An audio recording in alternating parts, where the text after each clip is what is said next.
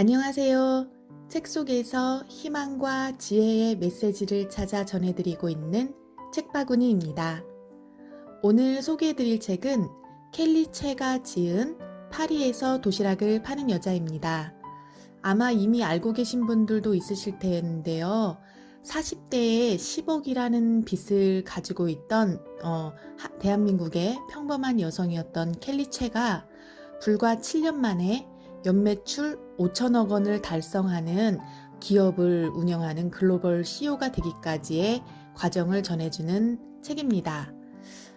아마도 성공을 꿈꾸시는 분들이라면 켈리체의 스토리를 한 번쯤은 들어보셨을 거예요. 저도 여러 궁금증이 생겨서 유튜브도 직접 찾아가보고 그리고 페이스북 친구도 돼보고 이렇게 했는데요.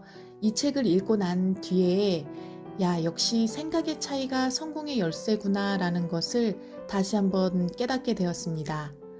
모든 것은 내면에서 창조되고 내면의 힘이 커질 때 성공으로 가는 길이 열린다는 것을 자신의 삶을 통해 증명해낸 켈리체의 인생 스토리를 접하면서 다시 한번 제가 하는 평소의 생각들을 점검해보는 시간을 가졌습니다. 성공을 꿈꾸시는 분들에게는 책 속의 내용이 전부 다 도움이 되는 내용이더라고요. 하지만 제가 전체를 읽어드릴 수는 없으니까 오늘은 켈리체 회장이 바닥에서 일어섰을 때 마음가짐을 기록한 부분하고요. 그리고 사업의 핵심이 되는 사업계획서를 썼을 때 상대를 생각한 전략적인 부분, 그리고 켈리체 회장의 당부가 담긴 에필로그를 소개해 드리도록 하겠습니다. 그러면 모쪼록 유익한 시간 되시기 바라면서 책 속으로 들어가 보도록 하겠습니다. 생강 앞에서 얼마나 넋을 놓고 있었을까? 문득 정신을 차렸을 때는 어느덧 밤이었다. 이제 생강이 흐르는 모습조차 보이지 않았다. 덜컥 겁이 났다. 이대로 더 있다가는 정말로 뛰어내릴지도 모른다는 생각이 들었다. 후배를 만난 카페에서 집까지 걸어서 1시간도 채 안 되는 거리였으니 원래대로라면 해가 떨어지기 전에 집에 도착했어야 했다. 하지만 나는 자정이 넘어 집 앞에 다다랐다. 무려 8시간 이상을 걸은 것이다. 이대로 지쳐 잠들 수 있으면 좋겠다고 생각하며 현관문 앞에 섰다. 역시나 문을 열기가 겁이 났다. 어린 시절 서울로 올라와 공장에서 생활했던 때 이후로 나는 늘 혼자였다. 그래서 항상 외로웠고 언제나 혼자서 어두운 집에 불을 켜고 들어가야 한다는 사실이 무척이나 슬프고 힘들었다. 철컹. 열쇠를 넣고 돌리는 소리가 귓가를 때렸다. 어둠 속에서 나는 불을 켜기 위해 서둘러 스위치로 향했다. 5초 남짓한 그 짧은 순간이 연겁처럼 길었다. 그 몇 초 동안 나는 세상에 홀로 내던져진 기분이었다. 몇 년 전에 개봉한 그래비티라는 영화에서 주인공이 광활한 우주에 덩그러니 혼자 내던져진 장면이 나오는데 그 5초밖에 안 되는 순간이 내게는 그렇게 느껴졌다. 이 세상에 오로지 나 혼자인 듯한 느낌. 그 외로움은 온전히 내 몫이었고 그게 몸서리치게 싫었다. 스위치를 올리자 불이 켜졌다. 방문을 열고 들어가니 세상에서 가장 보기 싫었던 물건이 떡하니 서 있었다. 바로 거울. 거울을 제대로 들여다본 게 언제였는지조차 가물가물했다. 그런데 그날은 달랐다. 나도 모르게 무언가에 이끌리듯 천천히 거울 앞에 섰다.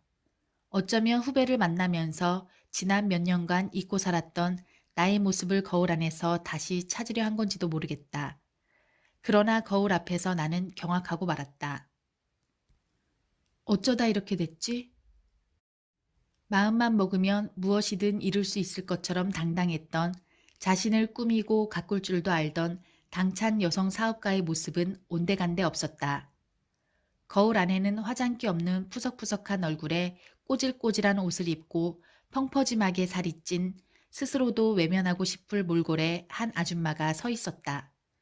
자존감이라고는 눈꽃만큼 찾아볼 수 없이 위축된 그 모습을 보고 있으려니 서러움이 복받쳤다. 그런데 문득 거울 속에서 엄마의 모습이 보이는 게 아닌가. 곧이어 엄마가 두 팔을 벌리며 날 부르는 목소리가 생생하게 들려오기 시작했다. 자랑스러운 우리 셋째 딸, 엄마한테 와봐. 어릴 적 엄마는 자주 그렇게 말하며 나를 안아주곤 했다. 엄마는 나를 정말 자랑스러워했다. 가난 때문에 우리 6남매는 모두 고등학교를 진학하지 못했는데 나는 혼자 상경하여 고등학교도 나오고 일본과 프랑스로 유학도 가고 세계적인 패션 학교도 다니면서 공부도 많이 했으니 엄마는 나를 참 대견하게 여겼다. 패션쇼를 연 것도 한때나마 성공한 사업가였던 것도 자동차 전시회 때 마을 사람들과 함께 방문했던 것도 엄마에게는 큰 자랑거리였다. 항상 키도 크고 예쁜 내 딸, 나의 희망이란 부르며 그토록 나를 예뻐해주고 아껴주셨던 엄마. 그런데 지금 이런 내 모습도 엄마가 자랑스러워할까? 나의 희망이라고 불리던 그 모습이 내게 남아있기는 한 걸까? 이토록 볼품없고 패배의식에 찌든 지금 이 모습을 엄마가 본다면 얼마나 마음 아파할까? 결혼 직후에 집안이 기울었고 몸이 아픈 아버지 대신 실질적인 가장 역할을 하면서도 우리 6남매에게 헌신적이었던 엄마는 남자들도 힘들어한다는 과수원 일을 나갔다. 나와 동생은 엄마가 과수원에서 간식으로 나오는 단팥빵을 가져오는 그 순간만을 기다렸다. 한 번 일하고 오면 며칠간 앓는 엄마를 보면서도 과수원 일이 얼마나 고된지 우리를 먹여 살리려고 그 고된 노동을 꿋꿋이 해내는 엄마가 얼마나 힘들지 또 얼마나 대단한지 그때는 잘 알지 못했다. 직장인들의 애환을 다룬 만화 미생에서 주인공이 읊었던 한마디가 대한민국의 수많은 청년과 직장인들에게 힘을 주었던 것으로 안다. 잊지 말자. 나는 어머니의 자부심이다. 나 역시 밑바닥까지 갔을 때 결국 떠올린 건 엄마였다. 내게 남은 건 10억 원의 빚, 10kg 늘어난 살뿐이었고 나라는 사람의 가치는 무엇인지, 도대체 나는 왜 살아야 하는지에 대한 답을 한 가지도 찾기 어려워지자 결국 떠오르는 단 한 사람은 엄마였다. 이렇게 비참하고 보기 싫은 모습의 나라에도 엄마만큼은 여전히 세상에서 가장 소중한 존재일 테니까 그것만으로도 내가 지푸라기라도 잡고 일어나야 하는 이유로 충분했다. 갑자기 가슴속에서 뜨거운 무언가가 용솟음쳤다.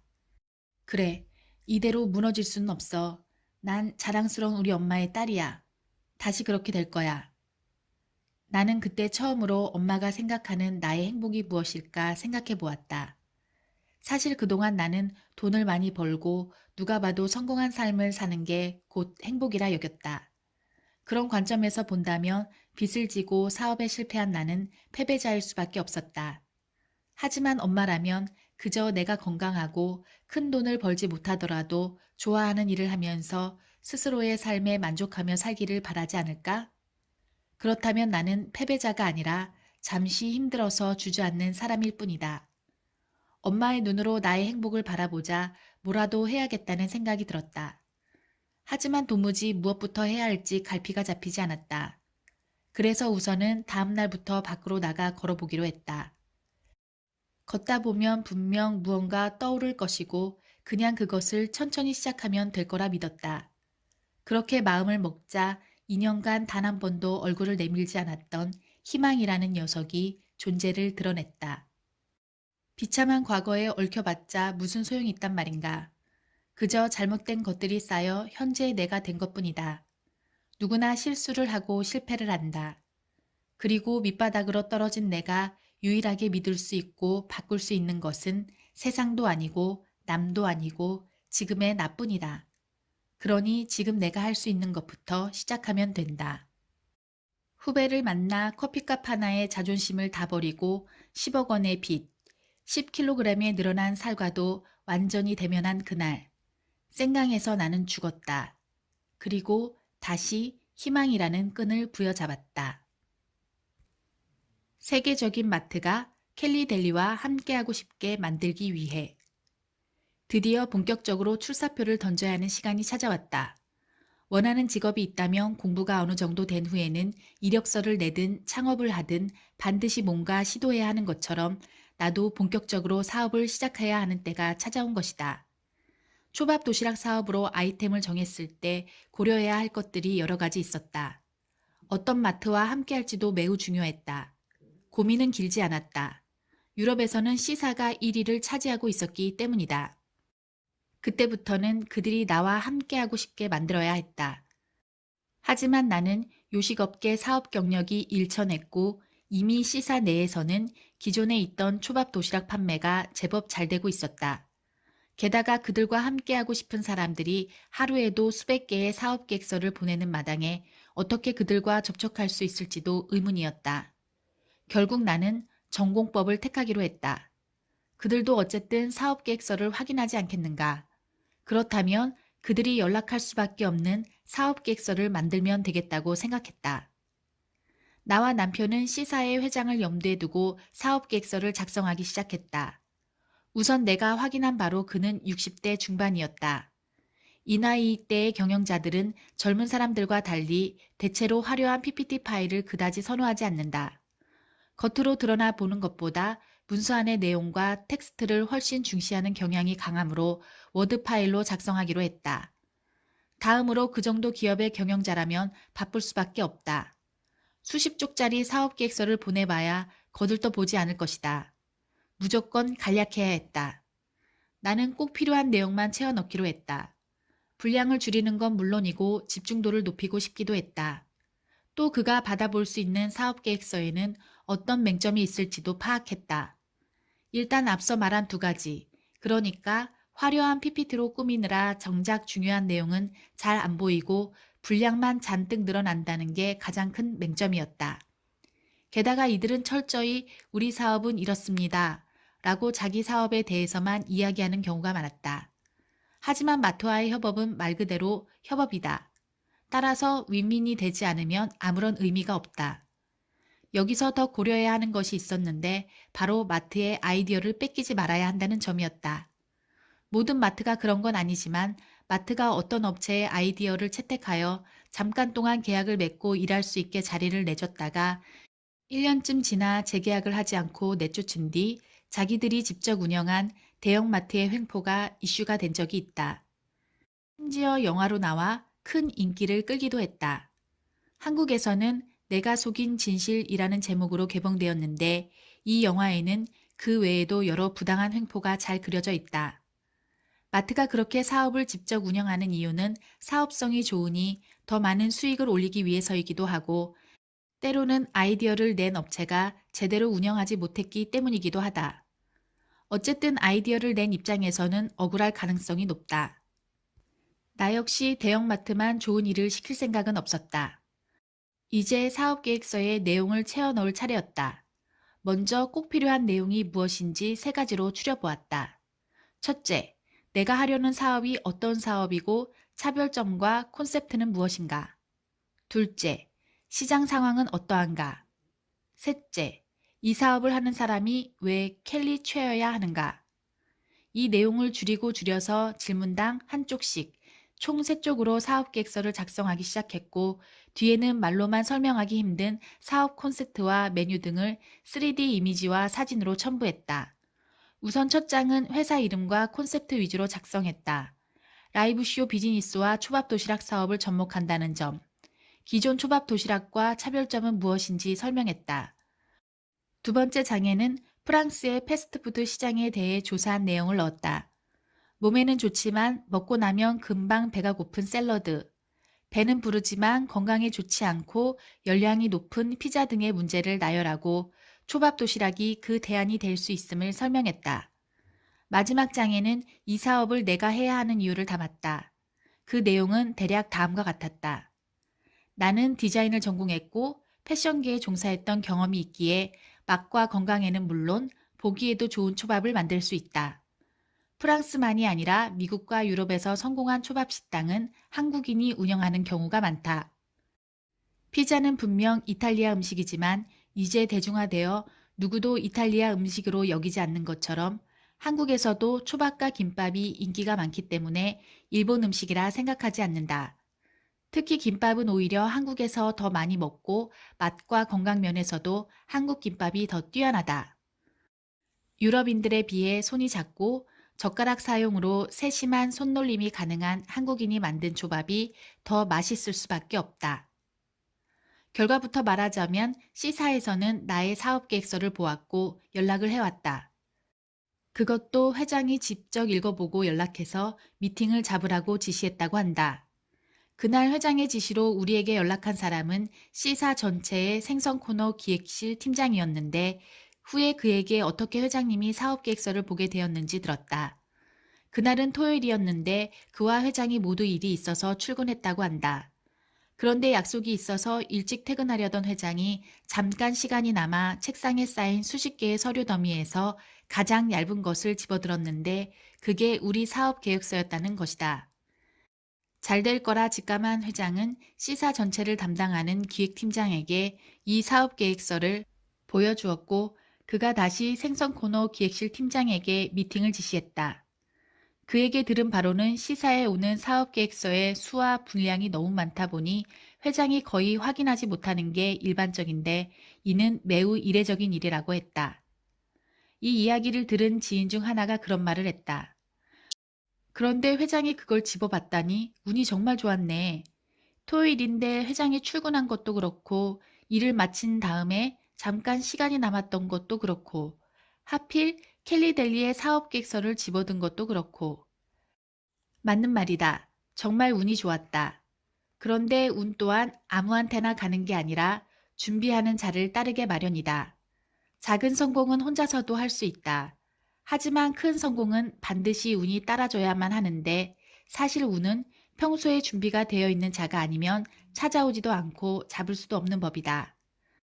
첫 미팅에서 C사 측 직원들이 우리 사업이 잘 될 리가 없다는 부정적인 말을 한참이나 늘어놓은 것만 봐도 사업 계획서를 회장이 아닌 다른 사람이 봤더라면 걸러냈을 가능성이 높았다. 이렇게 본다면 정말 순전히 운인 것만 같다. 운이 좋았던 건 분명한 사실이지만 너무 바빠서 어지간한 사업 계획서는 펼쳐보지도 못하는 회장이 하필 우리 사업 계획서를 살펴본 또 다른 이유는 무엇이었을까? 약속 시간 전에 잠깐 남은 시간에도 충분히 볼 수 있을 정도로 간략했기 때문이다. 그건 우리가 이걸 읽을 사람이 누구인가를 고려해서 작성한 덕이다. 만약 내가 책 한 권 분량의 사업 계획서를 보냈더라면 어떻게 되었을까? 회장에게는 우리가 보낸 사업 계획서가 책상에 쌓인 수많은 다른 서류들과 똑같아 보였을 것이고 당연히 들어보지도 않았을 것이며 이로써 우리 사업은 그대로 폐기되었을 가능성이 높다. 그럼 나는 될 때까지 사업 계획서를 보내거나 다른 마트 쪽으로 방향을 바꿔서라도 반드시 계약을 성공시켰겠지만 지금처럼 빠르고 가파르게 성장하기는 힘들었을 것이다. 좋은 제안서 또는 기획서는 반드시 간결해야 한다. 그런데도 여전히 많은 분량이 기획서의 질을 보장한다고 착각하는 사람들이 많다. 솔직히 말하자면 간략하게 줄일 수 있는 기획서를 수십에서 수백 페이지로 만든다는 것은 시간이 남아돈다는 사실을 증명하는 꼴밖에 안 된다. 아주 중요한 정보와 좋은 내용이 들어있다고 해도 아무도 거들떠보지 않는 기획서는 아무런 가치가 없다. 시간과 노력을 들여가면서 무의미한 종이 더미를 만들고 싶은 게 아니라면 기획서를 간략하게 축약하는 데 집중해야 한다. 그리고 그렇게 해야 문서에는 본질만 남게 된다. C사와의 미팅을 앞두고 나와 남편은 또다시 비상이었다. 기업과의 미팅에서 특히나 상대가 대기업인 경우 괜히 주눅이 들어 꼭 해야 할 말도 못하고 나오는 경우가 있는데 그런 일을 방지하려면 전략과 준비가 필요했다. 우선 C사 입장에서 우리에게 궁금해하거나 질문할 만한 내용을 최대한 뽑아 목록으로 작성해 답변을 준비했다. 답변 역시 간결하면서도 충분히 이해할 수 있도록 만드는 데 주력했다. 이유는 크게 세 가지였다. 첫째, 사업계획서와 마찬가지로 질문에 대한 답변 역시 간결하면서도 핵심을 짚어야 전문가라는 인식을 심어줄 수 있다. 이는 실제로도 그렇다.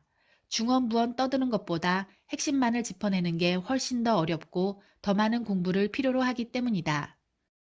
둘째, 어차피 미팅 시간은 정해져 있을 테니 그 안에 상대 측이 우리에게 하나라도 더 물어보고 답변을 듣게 된다면 서로에게 더 좋을 거라고 판단했다. 만약 그들이 준비한 질문조차 하지 못하고 끝난다면 미팅을 다시 잡아야 하거나 최악의 경우 켈리델리에 대해 확신하지 못해 없던 일로 할지도 모른다. 셋째, 그들의 질문에 답변하는 것도 중요하지만 사업계획서에서 모두 담지 못했던 우리 사업의 가능성과 앞으로의 계획에 대해서도 이야기하고 싶었다.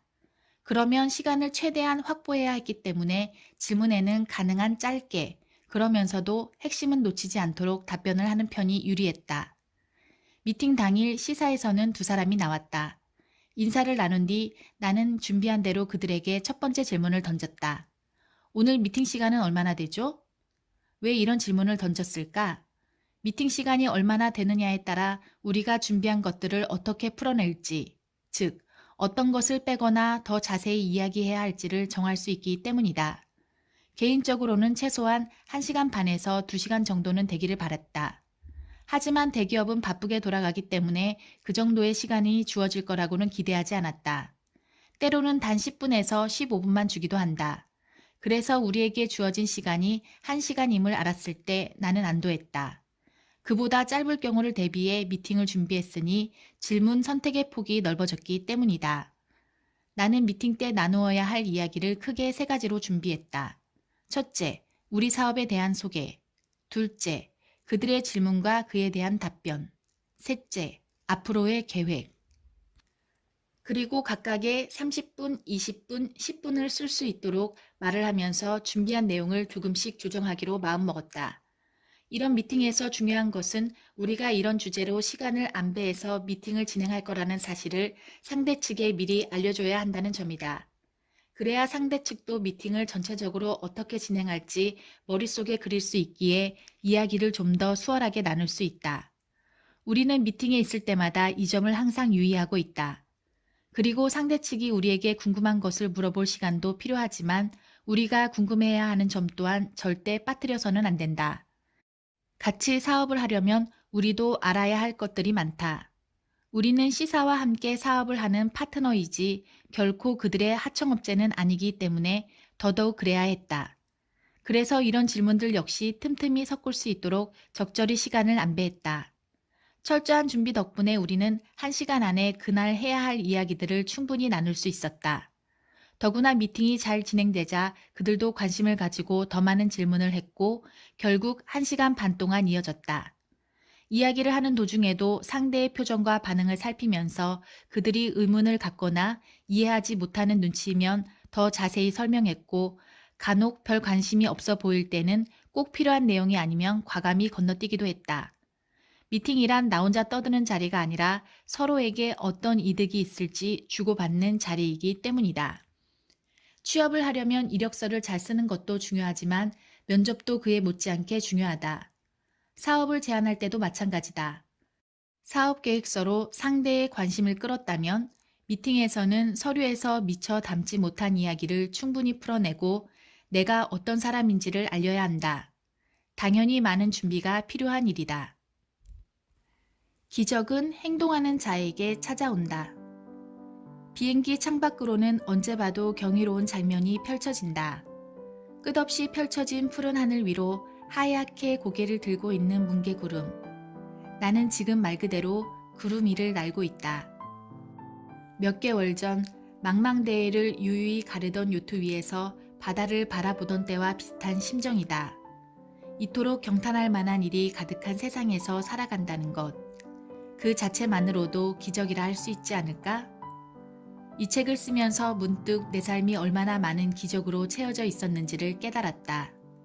그토록 현명한 어머니와 나를 끔찍이도 아껴주는 가족들 틈에서 태어나고 자란 것도, 일본어와 프랑스어를 한 토막도 모르던 내가 일본과 프랑스 두 나라에서 유학을 하고 직장을 구하고 살아간 것도, 비록 실패로 끝났지만 나를 사업가의 길로 인도한 친구와의 첫 사업도, 많은 사람이 안 될 거라고 말하던 상황에서 켈리 데리를 창업해 지금의 위치까지 끌어온 것도, 항상 꿈꾸던 이상형의 남자를 만나 결혼을 하고 세상에서 가장 사랑스러운 딸을 갖게 된 것도, 생각해보면 내 인생의 기적이 아닌 것은 없었다.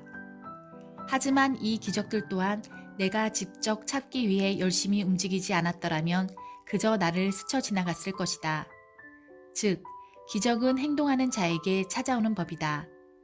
그리고 이렇게 삶을 기적으로 적극적으로 이뤄낸 사람은 그러지 못한 사람보다 훨씬 행복감을 많이 느낄 수밖에 없다. 요트 세계 여행 중 만난 25살의 폴란드 청년이 생각난다. 그 청년은 5m 남짓한 작은 배로 대서양을 횡단했다. 5m짜리 배라는 말이 잘 와닿지 않을 수도 있다. 참고로 내가 탔던 것은 15m가 넘는 제법 안정성이 있는 요트였음에도 가끔 심하게 흔들려서 불안할 때가 있었다. 그러니 5m짜리 배로 대서양을 건넌다는 건 정말 위험천만한 일이기도 했다. 그는 아마도 크고 작은 위험을 겪었을 것이다. 그럼에도 누구보다도 행복해 보였다. 도대체 무엇이 그를 그렇게 만든 걸까? 이 청년은 자신의 꿈을 이루기 위해 기꺼이 몸을 움직였다. 그 역시 새로운 도전 앞에서 불안하고 두려웠을 테고 여기까지 오는데 수많은 사람의 반대를 겪었을 것이다. 하지만 그는 포기하지 않았다. 그 결과 자신만의 기적과 만나 인생의 행복을 마음껏 누릴 수 있게 되었다. 지금까지의 내 삶은 기적 그 자체라 해도 과언이 아니다. 그렇다면 앞으로의 삶은 어떻게 될까?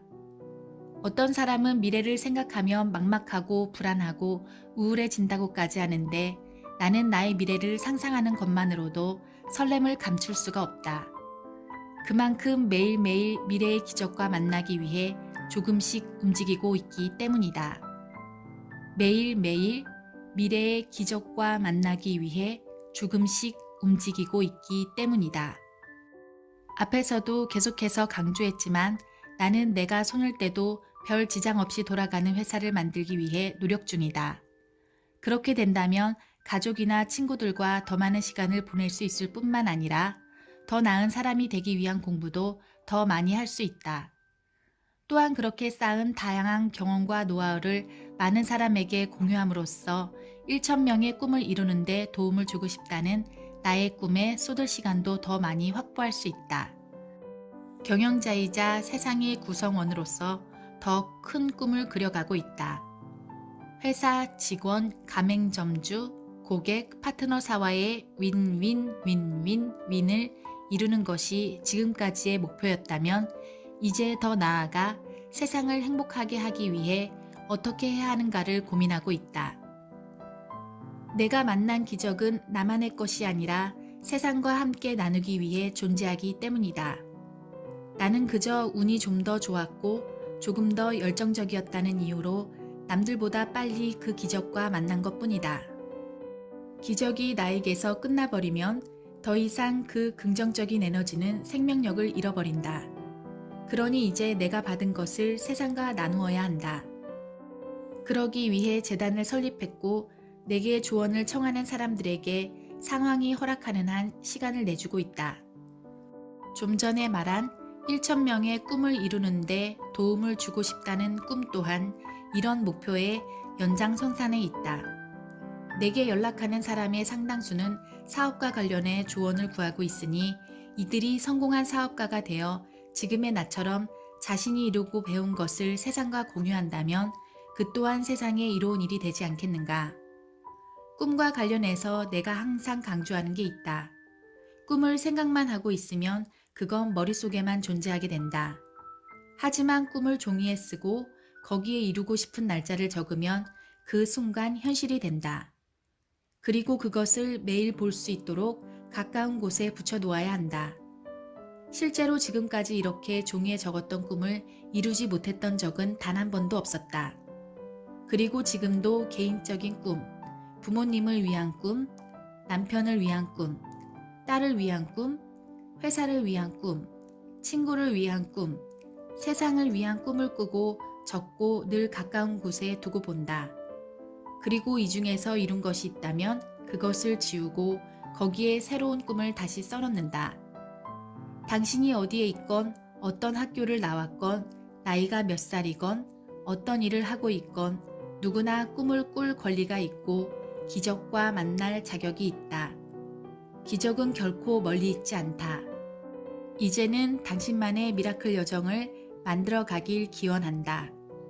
행운을 빈다. 네, 책 속의 내용은 여기까지입니다. 어려운 상황 속에서도 자신을 믿고 자신의 삶을 스스로 기획하고 창조하면서 멋진 인생을 살아온 켈리체 회장의 인생 스토리를 들었는데요. 우리도 켈리체가 당부했던 것처럼 우리만의 미라클 여정을 만들어 보기로 해요. 네, 오늘 리뷰 여기서 마치도록 하겠습니다. 끝까지 시청해 주셔서 감사합니다.